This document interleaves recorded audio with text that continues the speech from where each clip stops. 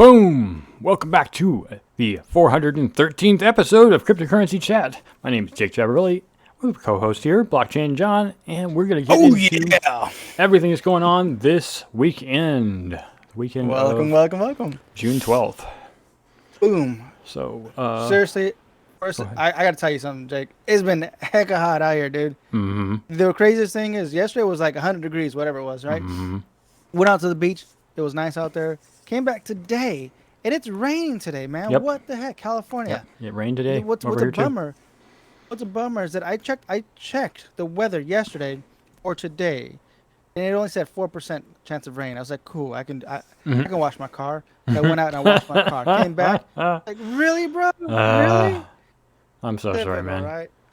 It did rain. It rained this morning a little bit, just enough to probably mess up your car, right?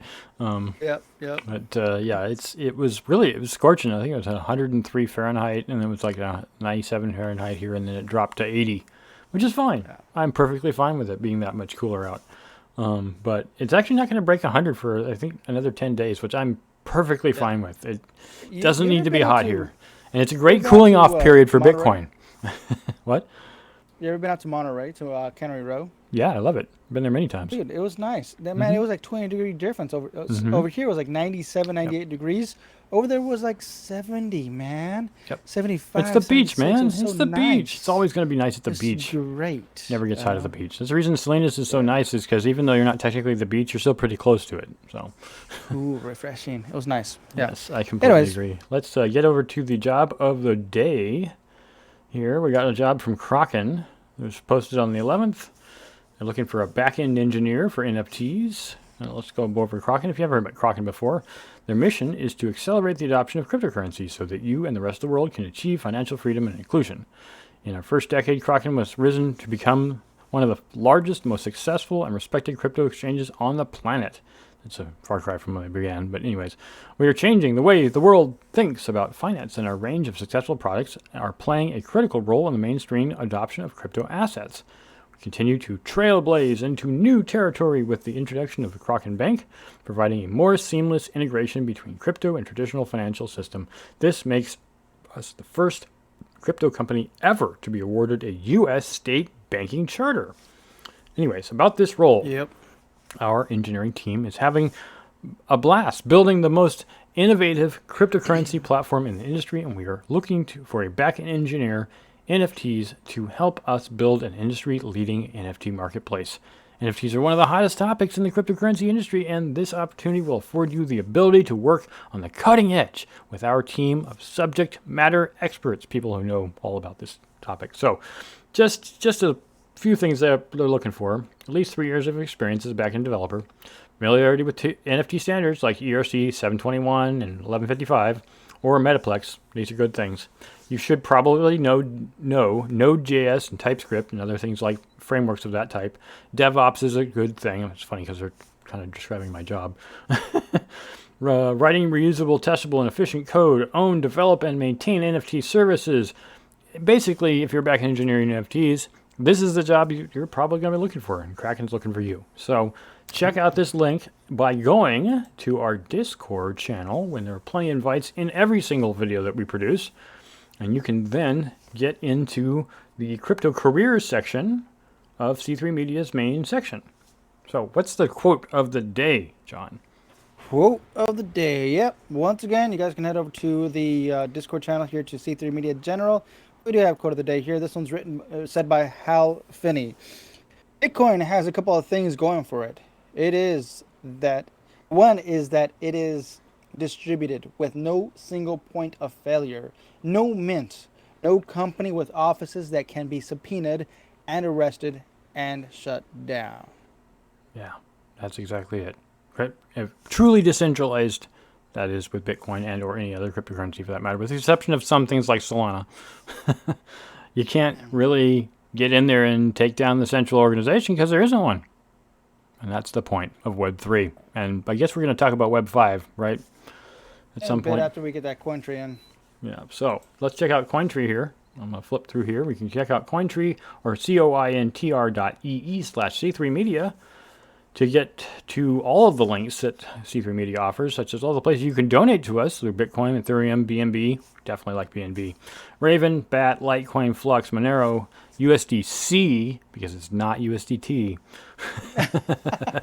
GUSD, Dogecoin, SNX, Cake, Cell, etc., etc. You can also check out the links to Discord. You can find it there. You can see our Twitter, our Twitch, our Odyssey, which is blockchain-based YouTube, basically. And then, of course, YouTube. And if you like us on YouTube, we appreciate a thumbs up. So let's get on to the news of the day. Crypto Twitter being the first thing. John, take it away. Okay, this one's written by Tim Hackey. Once again on decrypt.co. This week on Crypto Twitter, Elon Musk evasive on deal status. Kwan denies new allegations. It was a challenging week for the crypto community as the leading coins fell yet again. As usual on Crypto Twitter, prices were everyone's least concern. Instead, the dramas centered on the seemingly interminable saga of Tesla CEO. Is that interminable? It is, right? Interminable saga of Tesla CEO Elon Musk bid to buy Twitter. There were also more accusations. What was that? I should have had it on the wrong page this whole time. My bad. Keep going. Oh no. That's fine. I'll get to it. There were also more accusations of foul play leveled at Terraform Labs CEO Do Kwan in the wake of UST's collapse. On Monday, Musk made it clear in a letter to Twitter's general counsel that his $44 billion acquisition bid is temporarily on hold, pending confirmation that less than 5% of the microblogging platform's users are spam bots. In the amended document, which was filed with the United States Securities and Exchange Commission, Musk accused Twitter of actively resisting and thwarting his information rights. Alex Wiepren, a journalist for The Hollywood Reporter, argued that Musk's latest move was either tactical or a sign of cold feet. Decrypt's EIC thinks Musk's gripe about bots is his attempt to back out of the deal. Musk's apparent wiggling was to talk of crypto Twitter, since many in the community have high hopes for the crypto's futures Musk would implement if he does buy Twitter. Musk remained tight-lipped about the deal on his account, although he later shared a meme about YouTube content monitoring tweeted to him by a follower. Perhaps he has YouTube lined up in his M&A crosshairs next. No, come on. Do you think he's going to buy Twitter? I don't know about that, I think man. I don't know. It's too much speculation here, but I really... Right. I think he did something foolish. That's just my opinion. But that wouldn't be a first for Elon. He spoke too soon. That's what it was. Yeah, exactly. Musk also shared a laugh with Twitter's Bitcoin Maxi co-founder Jack Dorsey about creating a Dogecoin-powered Web69 together. That's so hilarious. Elon Musk being the troll master that he is, man. You know, he was 69 Jack Dorsey. Yeah, because Jack Dorsey coming out with his Web 5, which we'll talk about here in a bit. Yeah, Web 5, and Elon is like, hey man, let me hit you up with that Web 69, bruh. Come on, man.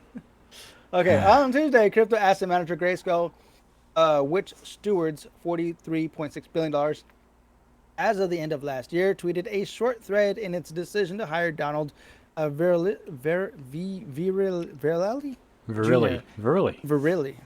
thank you. Former U.S. Solicitor General under President Obama, in the firm's ongoing campaign to convert its world-leading Bitcoin fund into an SEC-approved ETF. And here's a tweet from Grayscale.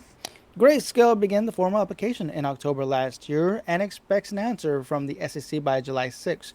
Grayscale also recently launched an advertising campaign asking consumers to help by advocating for the ETF directly to the SEC in writing. Should the company succeed, it would be the first regulated spot ETF crypto product in the United States. Also on Tuesday, decentralized finance watchdog DeFi Safety ranked Solana the second worst blockchain out of the 15 it has ranked so far, putting the chain only above Axie Infinity in terms of technical risk. The ranking came in a week after Solana's third major crash of the year. DeFi Safety unpacked its findings in a mammoth 28-tweet thread, which of some of which were refuted by Solana to Decrypt. Well, yeah. On Wednesday, Bitcoin maximalist MicroStrategy CEO Michael Saylor tweeted a clip from an interview with CNBC with the words, quote, "If hashtag Bitcoin is not going to zero, then it's going to be a million." Yeah, going to a million. Woohoo! Go on, Michael. Let's do it. Did we notice in the video it's at 31,000, and right now we know it's at 25.5. Mm-hmm. I bet I'm sure he's not eating his words, but it's just like, yeah, okay, it's going to go down, but it's going to go right back up again. Right? Not worried about it, man. He's a hardcore maximalist. Yeah. MicroStrategy currently holds $3.5 billion in Bitcoin at today's prices. In the clip, Saylor pointed to the bipartisan Responsible Financial Innovation Act proposed by crypto-friendly Senator Cynthia Lummis and Kristen Gillibrand as a sign that the attitudes towards crypto are changing rapidly and fostering inter-party cooperation in Washington. Also on Wednesday, Financial Times writer Sujit Indapt shared screenshot from subscription-only law publications Law 360 that alleges SEC lawyers are leaving the federal agency because of SEC Chair Gary Gensler's alleged proclivity to draw out cases indefinitely rather than settling them. Yep. Wow. In light of the gossip, one can only wonder where the SEC's case against Ripple fits into this. Mm-hmm. Exactly. Not only that, but also like Celsius. Come on, man. Yeah. In the fallout of Terra's collapse, this week, it was the SEC's turn to crank up the heat on Terraform Labs CEO Doge Kwan. Some attorneys at the agency believe Terra may have violated federal investors protection regulation. Meanwhile, in a separate Do Kwon legal issue, his appeal of the September 2021 SEC subpoena was overruled on Wednesday when the U.S. court determined he must comply with investigations into Mirror Protocol. On top of all that, Kwan has been accused by the South Korean press of having committed several financial crimes, including tax evasion, fraud, and insider trading. The local press was back at it this week, this time accusing Kwan of allegedly cashing out $80 million a month from Terra and sending it to secret wallets for an eye-watering total of $2.7 billion. A number of big crypto Twitter influencer accounts amplified the claims on Saturday. Kwan took on Twitter on Sunday to insist his innocence in a sharp thread. And here's a couple tweets from him. Kwan says he only took a nominal cash salary from Terraform Labs. I lost most of what I had in the crash too, he added. I've said this multiple times, but I really don't care about money much. That's a good thing to say. It's a good thing to say, really. A man has more integrity. Don't be like Vitalik saying, "Hey, I'm not in the billionaires club anymore." Mm-hmm. Oh darn! Now is he the half billionaires club? Now that the value of Ethereum's dropped below 1,500. That's so funny because his face is right there, Yeah. right at the bottom. Anyways, continuing on with the news. Max Kaiser. This is from CryptoPotato and Jordan Linechips. There are a few fatal flaws in Senator Loomis's crypto bill. Well, since I haven't read all this, I'm going to give you a gist of it here. Following years of the lack of regulatory clarity, U.S. authorities finally received a bill proposition that aims to shed some light on how local watchdogs could oversee cryptocurrency industry, spearheaded by people on the left and people on the right. Actually, I said that backwards, but people on the right being Cynthia Lummis and with Kristen Gillibrand on the left. And then, of course, Ted Cruz. Don't really believe anything he says. Bill aims to classify most digital assets as commodities and provide more power to the CFTC instead of Gensler-led SEC. While the proposition received some backing from certain crypto proponents, Max Kaiser, one of the original Gangsta BTC supporters, sits in the opposite corner. In a recent interview with CryptoPotato, the host of the Kaiser report outlined why he believes only Bitcoin should be a commodity, since it's the only fully decentralized asset. It's not the only one, believe me. The U.S. crypto bill. Okay, so Lewis and Co. made strides this week when the first draft of the bill came out. It's fairly comprehensive, 69 page proposition, sorry, and brings up different types of crypto assets from NFTs and stablecoins to DAOs and, of course, Bitcoin. As most expected, the bill categorizes the primary cryptocurrency as a commodity, something that the U.S. authorities have admitted in the past as well. Moreover, insiders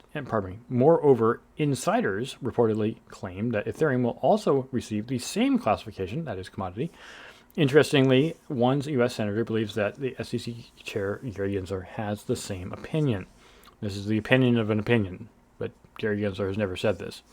And it probably doesn't matter because everybody's pissed at him dragging things out for so long, according to crypto Twitter. However, there were some surprises when it came down to other digital assets, including the addition of a new term, that is, ancillary assets. Ancillary, pardon me. So, Kaiser says, not so fast. Kaiser is a well-known Bitcoin proponent who has spoken against the rest of the cryptocurrency market because he's a maximalist on numerous occasions, arguing that the BTC is the only fully decentralized digital asset. It is just the most expensive one, not the best one. As such, he has also weighed in on the Loomis-Gillibrand draft bill that wants to be put to most cryptocurrencies under the CFTC jurisdiction, even with the so-called ancillary assets having to be in compliance with the SEC as well. Talking to Potato, Kaiser described the bill as dumb. And it has a few fatal flaws. He believes that Ethereum and all their altcoins are demonstrably and provably securities, not commodities. Sounds like the guy is a jerk. I'm sorry. That's just my opinion. Relying on his 40 years of experience in the securities field, bringing up the 1996 patent on virtual currencies and securities, and touching upon Howey test, the decades-old Supreme Court doctrine used to determine whether an asset is a security. Let me just quote him here. Bitcoin could be on a periodic table of elements. It's the discovery of a new digital commodity that's absolutely scarce that soon started being used as money. It's unmistakable as a commodity. Everything else, all 20,000 altcoins, there are not that many, per the Howey test, qualify as unregistered securities because I'm totally and completely biased. I'm sorry, I didn't say that part, but I believe he is. The Loomis bill is a political junk attempting to attract a lot of lobbying money from disgraced shitcoiners. Shows a complete misunderstanding of securities laws and the functioning of the SEC and CFTC, while also showing an exceptional misunderstanding of Bitcoin. I have this feeling that this guy is heavily biased. Kaiser. Max Kaiser? Yeah, exactly. Of course. Because he's a Kaiser. Been that oh, way. wait, no, I'm thinking of something else. Lastly, the prominent Bitcoin proponent praised El Salvador because he's in bed with the guy. I'm sorry, for its open-minded approach to Bitcoin and raised hopes that the country's securities laws will be much better than what Loomis and Gillibrand proposed. Yeah, well, I'm not saying he's all wrong, but I am saying that he's extremely biased, and extremely biased people should not be allowed to make laws. Granted, he's not a senator or a congressperson, but that doesn't mean he doesn't have an interest in this. But I don't know how to put it any other way than to say that it's inappropriate for a person to be so heavily pushing one direction. I think that the the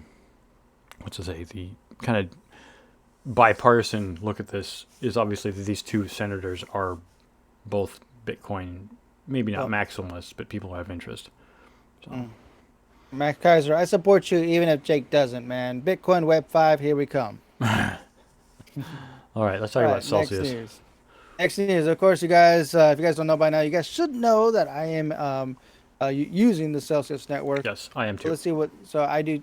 So I do keep an eye on what's going on with the Celsius news. And here we go. So speaking of biased, yes, I'm going to be biased on this. So there you go. This was written by Daniel Roberts, coming out from decrypt.co. Celsius tanks 70% in 1 hour as company pauses withdrawals to stabilize liquidity. On Sunday night, with crypto markets already in free fall, controversial crypto lender Celsius announced it was suddenly pausing all customers' withdrawals, swaps, and transfers. We are taking this action today to put Celsius in a better position to honor over time. its withdrawals obligations. The company wrote in a blog post on Medium. Actually, you know what? That's kind of scary, though.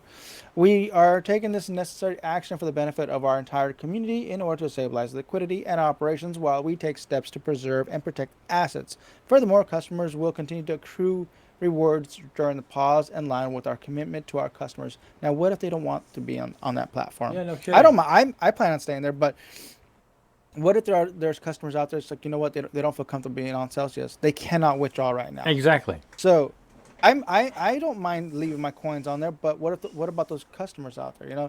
Continuing on, the company's sell token quickly reacted, dropping 70% in 1 hour from a prior high of 49 cents to earlier to 15 cents. Oh, that was a buy time. I should have got in there. Mm-hmm. Maybe it still is. I don't know. I got to check the market. Crypto investor on Twitter drew comparison to recent Terra collapse as well to the infamous crypto Ponzi scheme BitConnect. The rest of the crypto market did not have a good day either on Sunday though nothing compared to sales drop. Bitcoin was down 9% on Saturday, Ethereum 9%, BNB 9%, Cardano 9%, Solano 9%, Dogecoin 9%. So yeah, Celsius got hit pretty hard. So let's see what's going to happen here. It doesn't look like in the past year, many regulations have made it clear that these high-yield crypto lending products, as unregistered securities offering. Last September, 4 states, New Jersey, Texas, Alabama, Kentucky, has sent Celsius cease and desist letter. That month, Coinbase shuttered its own plans lend product after the SEC threatened to sue if it launches. So Yeah. there you go. So Yeah. let's see. That's Just so pretty you know, much it. Celsius is back up from its low of 15 cents to about 25 cents. Oh, still pretty good, man. Pretty good. That's like, I don't mind buying at that price point. Yeah, that's pretty cheap. You could just transfer. Well, once they let transfers open up again. Yeah. Anyways, sorry, Celsius. Everything's down right now. We feel your pain, sort of. This is the reason I say you should mine. Don't just buy stuff. Mine it. Because when you mine it, you don't care what the price is. All right. Blockchain.com gives out free domain names to its users. This is from Jason What? on Free? Decrypt. I don't believe it. Yeah, They well, probably I want mean, your it's DNA. they probably want you your to, thumbprint, your well, they, cornea scan or something. or They or need else something. they're That's saying it's on Ethereum and you got to pay the transfer fee. yeah, the It's transaction fee. free, Absolutely. except it's not free. All right, so crypto firm blockchain.com will let its users claim free .blockchain domain name supported by the Unstoppable domain. So yeah, it's definitely not free. It's just a advertising marketing deal. The company announced on Friday the new option came as a potential challenge to the Ethereum name service, or ENS. According to the crypto exchange official blog post, the newly unveiled features allows 82 million registered users to own a .blockchain domain. Are there that many words in the universe? No. Domain through the partnership Unstoppable. The latter is an NFT domain name provider and digital entity platform working on domains tied to readable crypto addresses. These are new features that can allow users to transact cryptocurrencies through crypto address with readable names. In the coming weeks, each blockchain.com wallet user can claim a free customized domain associated with their wallet. I don't know what that's going to be for, but yeah, the .blockchain domain is an easy-to-remember crypto address that lets users transfer assets without being implicated with a string of complex mix of characters and digits, like a typical address. Oh, darn. Instead of having a copy-paste a really long address like blah, blah, blah, blah, blah, blah, blah, blah, Bitcoin address, you can simply type in an easy-to-remember domain like john.blockchain, which has probably already been purchased, or registered. The news arrived as a step further from the firm's prior announcement, supporting a variety of domain endings, including .x, .nft, .wallet, .coin, .bitcoin, .dao, and more. Not .more, just others. And the new feature has positioned the crypto firm as the first company to have a branded top-level domain with Unstoppable domains. Actually, kind of cool. Nice promotional deal, in my honest opinion. Unstoppable Domains website indicates that each domain name is an NFT minted on Polygon. That's good. That means it's not going to be stupidly expensive, right? Meaning that it is unique and fully documented on the blockchain. It's also worth noting that some popular domain endings are on sale for $100,000 on the site. So if you got a lot of change, now that Ethereum's worth only about $1,000, that'll be 100 Ethereum. Actually, at the current price, it's probably more like 60 or 70 Ethereum.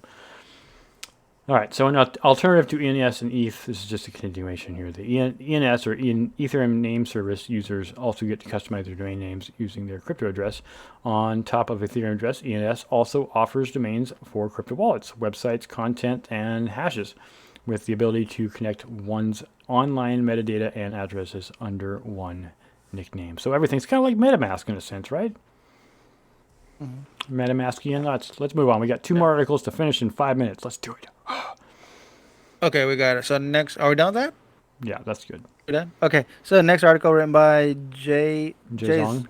Jay Shuang, from CryptoPotato. Nigeria's largest stock exchange plans to adopt blockchain for settling trades. Uh, The largest stock exchange in Nigeria, Nigeria Exchange Ltd, will reportedly roll out a blockchain-enabled trading platform next year to facilitate the capital market and attract young investors. The main application of this distributed ledger technology will be in trade settlements, the company revealed. According to Bloomberg, the exchange will partner up with a technology company aiming to receive approvals from Nigerian watchdogs by 2023. Temi, what is that? Pula? The CEO of Nigerian. I don't know why that's so funny. Papua. Nigerian That looks like Exchange. Papua to me. I don't know. Popula. That's a funny name. Sorry. The CEO of Nigerian Exchange Ltd.